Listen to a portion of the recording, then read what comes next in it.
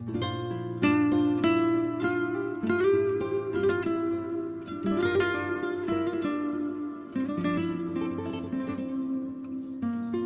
periodo civilización helenístico o de decadencia, que comprendió del siglo IV al siglo I a.C., desde la muerte de Alejandro Magno de Macedonia hasta la conquista de los romanos, que vencieron a Leucopectra en el año 146 a.C.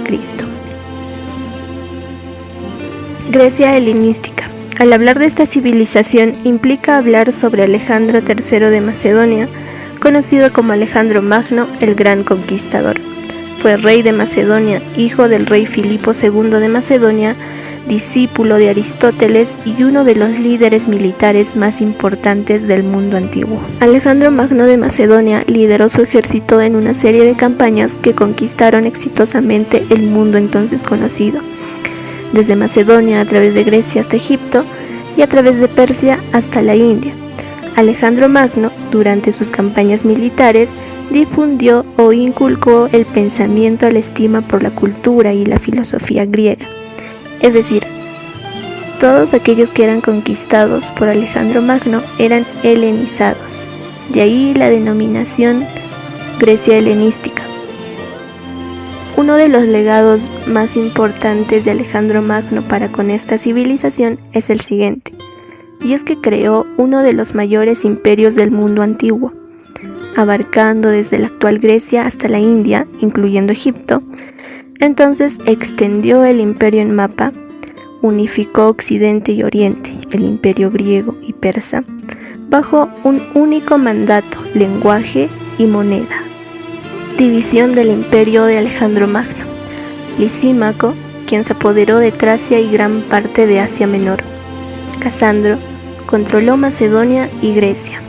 Ptolomeo I gobernó Egipto, Palestina, Sicilia, Petra y Chipre, y fundó la dinastía ptolomaica, que dicho sea de paso, duró hasta la muerte de Cleopatra. Seleuco I Nicator gobernó el resto de Asia y fundó el imperio Seleucida, compuesto por Mesopotamia, el levante mediterráneo, Persia y parte de la India.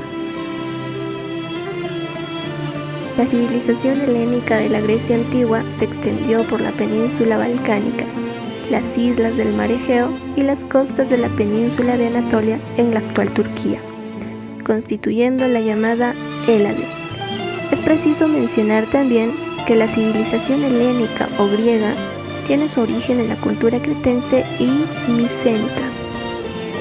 La población de la antigua Grecia se dividió en tres clases sociales: los nobles, que eran el grupo preponderante y militarizado; los hombres libres, este era el grupo mayoritario integrado por los artesanos, los ganaderos y los labradores independientes; los jornaleros. Los miembros de este grupo eran generalmente los extranjeros que ocupaban los rangos inferiores. La organización política tuvo formas extraordinariamente diversas y a lo largo de muchos siglos y de unas ciudades-estado a otras el poder político podía encontrarse en manos de un solo individuo, una élite o en todo ciudadano varón. La democracia ampliamente considerada como la mayor contribución de los griegos a la civilización. La economía de la antigua Grecia se desarrolló de forma que fue en el periodo helenístico, en el que se introdujeron grandes avances económicos como el uso generalizado de la moneda, la figura de los banqueros y la aparición de grandes comerciantes. Para empezar, se empezó con la agricultura, que los tres principales cultivos de la economía griega eran la vid, los cereales y los olivos. No obstante, debido a la naturaleza del terreno griego, en el que abundaban las montañas, llegó un momento en el que los cultivos griegos no fueron suficientes para garantizar el autoabastecimiento. De ahí que ante una producción agraria insuficiente se recurriera a los cultivos de las colonias. Como también tenemos el comercio y las finanzas en la antigua Grecia, debido a su situación geográfica y a una agricultura autóctona que no era suficiente para abastecer de grano a toda Grecia, se llevó a cabo un importante desarrollo del comercio por mar. Para Grecia y su comercio resultó decisivo el desarrollo de importantes flotas mercantes. Por otro lado, las islas del Egeo se convirtieron en puntos intermedios en las principales rutas del comercio marítimo. como también tenemos el impuesto en la antigua Grecia. En la antigua Grecia los botines de guerra servían como fuente de ingreso y riqueza, a lo que los reyes habían que añadir el cobro de impuestos a propiedades ajenas. También tenemos la artesanía, que este fue el desarrollo que tuvo una especial relevancia en la actividad económica de la antigua Grecia. En este sentido cabe destacar la importancia de actividades como la cerámica y el metal, también teniendo en cuenta el peso de otros trabajos artesanales relacionados con la madera y los textiles. La organización que tuvieron, esta empezó en la guerra griega antigua, estuvo dominada en tierra por la formación de la falange. Bueno, la falange fue una organización táctica para la guerra creada en la antigua Grecia y luego imitada por varias civilizaciones mediterráneas. Esta fue una línea formada por hoplitas equipados con escudos, lanzas y espadas. El plan de esta organización consistía básicamente en avanzar hacia el enemigo con la lanza de cada. Tuvieron la idea de armar barcos y luchar en el mar. La embarcación de combate griega básica era el trireme, los 3 hileras de remos en cada lado para aumentar la velocidad y la maniobrabilidad. La estrategia ateniense en los combates navales demostró su éxito en la batalla de Salamina, donde una pequeña flota ateniense basada en el principio de chocar, quemar y capturar las embarcaciones enemigas venció completamente a la flota persa. Después de la derrota de los persas en el mar Egeo, los atenienses usaron su marina como defensa contra los piratas y los otros peligros en un esfuerzo de promover el comercio dentro de la Confederación de Delos. Después de la arriesgada aventura militar en Sicilia, Atenas perdió una gran parte de su flota y muchos de sus mejores soldados. Los espartanos aprovecharon este golpe aplastando y creando rápidamente su propia marina con el apoyo de Persia. El aspecto cultural y el aporte a la humanidad por parte de la Grecia helenística. En este punto debemos aclarar que básicamente el aspecto cultural es heredado de la Grecia clásica. Empecemos con la arquitectura. En este aspecto destacaron en la edificación de ciudades, las cuales albergaban grandes bibliotecas. Una de ellas vendría a ser Alejandría, que contaba además con jardín botánico y observatorio astronómico.